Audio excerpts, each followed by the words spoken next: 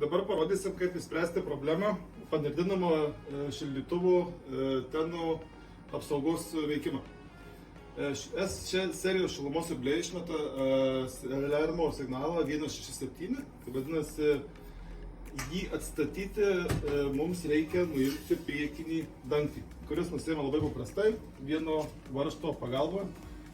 Mes jį atsuksim.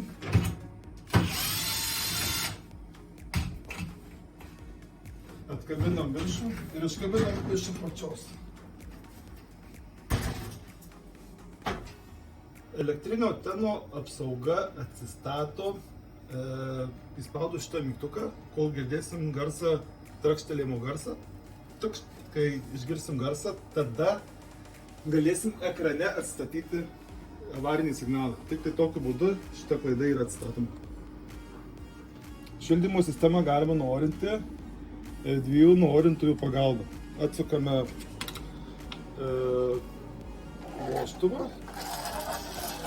Kol jeigu vanduo bėga, oro nėra, galime užsukti. Galima patikrinti kitą pusę. Bėga skystis, oro nėra, viskas tvarkoja. Dabar papasakosim apie šildymo sistemos slėgį. Slėgis turėtų būti nuo 1 baro iki 1,5. Jeigu 2 aukštų namas, gali truputį būti daugiau, 1,7, 1,8. Šiuo atveju mes turim 1,3 baro. Galima parodyti, kaip lengvai galima papildyti sistemą. Sistema pildosi 2 kranų pagalba. Vienas atsuktas, jeigu mes dabar atsuksime, galim pakelti slėgį iki 1,5 baro. Ir užsukame abu kranus.